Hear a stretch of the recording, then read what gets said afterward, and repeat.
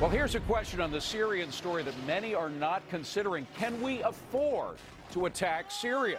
Senator Jim Inhofe, now he's the top Republican on the U.S. Armed Services Committee, says, no, we can't. Quote, our troops are stretched thin.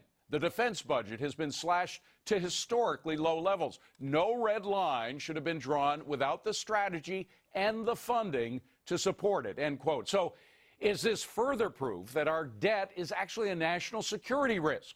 Hi, everybody. I'm David Asman. Welcome to Forbes on Fox. Let's go in focus with Mr. Steve Forbes himself, Rick Unger, Elizabeth McDonald, Sabrina Schaeffer, Rich Karlgaard, and John Tamny. Rich, is our national debt actually putting us in danger?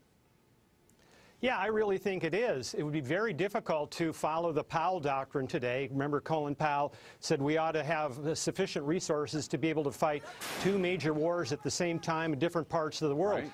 We can't do that today. We should be investing 6% of our GDP in our defense, as we did during the Reagan years. We can't afford to do that because we're so far behind the curve on the debt issue. John, is our debt a security risk?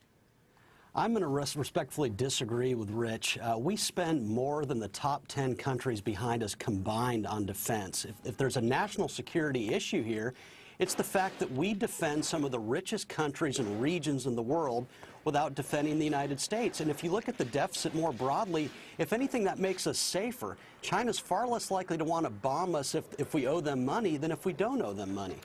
Steve, we do spend a lot of money on defense. On the other hand, when Jim Inhofe, a man in the know, says we don't have enough, I listen. Inhofe is right about the long-term implications of what we're doing on the budget. And it's not just the level of the deficit or the level of the national debt, David. It's the fact this president wants to draw down our military rather than building it up. But even though we have a large budget on paper, a lot of that goes for personnel and things you don't see in other budgets. China's spending very heavily, even though it's not all out in the open. And we have very volatile areas of the world, particularly in Asia. We're focused on the Middle East. But Japan and China, that is heating up. I don't want Japan to feel it has to have nuclear arms because we can't defend them. And, Rick, contingency plans. When you start an action, even if it's in a small place like Syria that doesn't seem to be very big, you have to be prepared for what can follow after. Look at World War I. It began with one isolated assassination in a far-off country, and it turned into a world war. Right. Yeah, listen, I mean, I can certainly go along with the idea that there are dangers that can come from the national debt. I have a very hard time buying into security being one of them. Look, yesterday we sent yet another, a fifth warship to the Persian Gulf. This is just not a problem. We will always have enough. Other things may go if we find ourselves challenged in our national security, but we have all the money we need. I couldn't disagree with Senator Inhofe more. It's just fear-mongering, not really an issue. I don't know about fear-mongering. I think he's basing it on some very real evidence, EMAC, no? I don't Yeah, agree. he is. Listen, China and Russia can make our lives miserable by dumping treasuries. Listen, they can move interest rates higher in our country. The central bankers are looking at some serious research that is finding that the dumping of treasuries can move the 10-year yield higher and our loan rates higher because the foreign governments own so much of our debt. Let me just put all that in English, because what you're saying is important stuff, but it's hard for folks to grab hold of. The fact is we have so much debt, we have to sell that debt, and that puts us at risk. Right, and those foreign governments own the debt, and they can sell the debt. And so if nobody wants a debt, that spikes the yields and the interest rates higher, the yields on those bonds. In fact, 100 basis points was what we saw, a spike higher after foreigners started dumping debt this past year. And also, what we're seeing here is, you know, that negates the Federal Reserve's money printing that they're doing to buy U.S. debt, and it can wreck the pensions and mutual fund holdings of U.S. debt. And that could really spiral our pocketbooks out of control. Sabrina, does Jim Inhofe know what he's talking about? He does, because he realizes that our national debt last year was more than $1 trillion.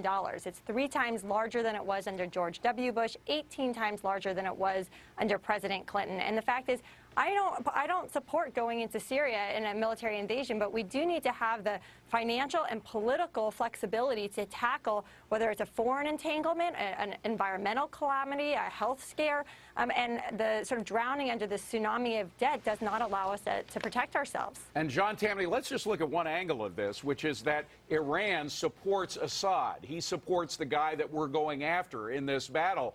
And Iran has a lot of nasty terrorists all over the world that they control that could make things very costly for us, both in human capital and physical capital.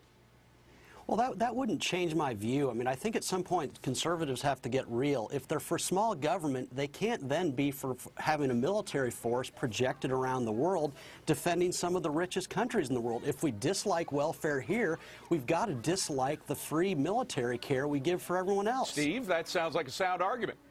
In the world that we live in, there has to be a country that provides an umbrella of security. Britain did it in the 19th century. We're doing it today. If we withdraw from the world, then those countries are going to go out and defend themselves, and that's going to be a more volatile world. Well, I don't want Japan to have nuclear arms. And Europe today, for the first time in over 1,000 years, war is absolutely inconceivable there, and that's a triumph of U.S. diplomacy. But we're talking about a region where it takes years, if not decades or centuries, to build democracy when they have a version of their religion there that negates a pluralistic democracy or religious tolerance and free speech, certainly. So what we're talking about is essentially what is realistic.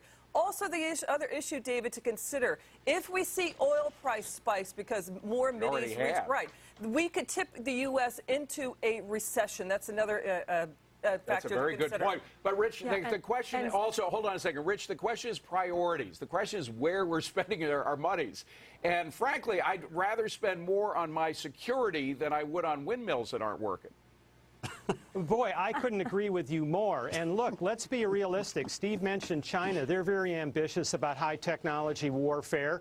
They're going to put an unmanned vehicle on the moon very quickly.